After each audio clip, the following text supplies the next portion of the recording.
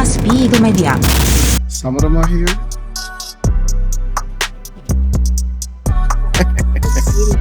What's up, man? What's going on? Testing out my new lens. Yeah, sparkly lens. Yeah, it's sparkly. How's it going? Good, good. Yo, why you clean your car so much? Always, dude. Gotta keep it ready to go. We're not even in the show lot. You know we're in the spectator lot, right? We're not in the show lot. You know what? It's gonna be that big of a show. You know what I'm saying? That's true. This packed, you know? That's right. A man over here broke his lip. I had some.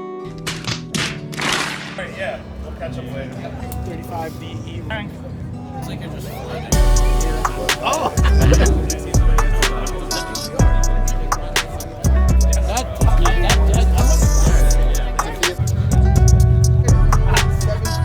Damn.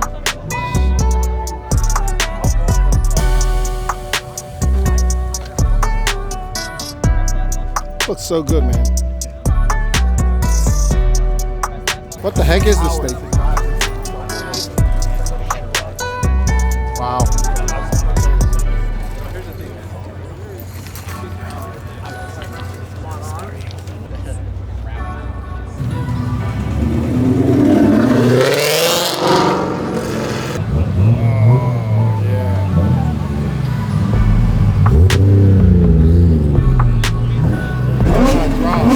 No, I'm talking about that guy right there. Damn, he's scraping. Carolina squad. The VQ guy. You know VQ. Oh my gosh.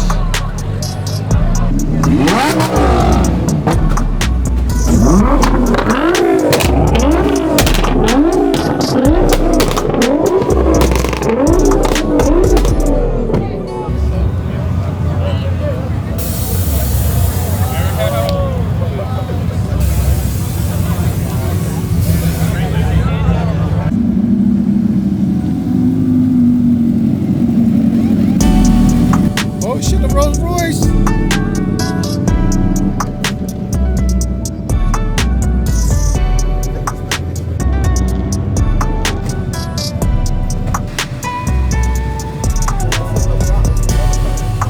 Look at this 944 with a supercharger sticking out the hood.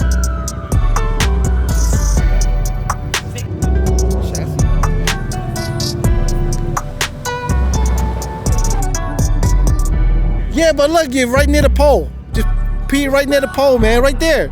You already got your finger on the button. How dare you mess me up, man? I was this close. I was right there. Hi, my name is Cy. Welcome to Still Stacks. This is the opening day of Cars and Coffee. And here is my 1990 Mazda Miata with a few upgrades and a few bolt-ons. But let me tell you a little bit about it. I found this IS300 2JZ. You know, I wanted something with more torque. 0 to 30, 0 to 60, that torque, that instantaneous power that I wanted. And this seems like a good platform, easier to work on, plenty of parts online. Yeah, the subframe is the original. Okay. I had to make some cuts, welded some motor mounts to it. But aside from that, you can make it happen. It's not ideal because the engine sits forward a little bit more than I would like. And maybe for a small car designed for 50-50 weight distribution, maybe it's a little bit wider, but who cares? Yeah. It's fast as hell.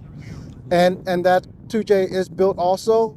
Yeah, the with the 2J, turbo, right? the 2J has new manly rods, new turbo pistons, new rings. The engine's been built ground up, new. It's been shaved and all that. So the engine was refreshed from the ground up. And how many pound of boost running? Right now it's running 10 max. Anything more, what I found was that my tires are slipping. I have no traction. It's just complete insane. But honestly, this motor's built right now with the 600cc injectors and the new coils. It could run about 600 horsepower easily, just depending on traction.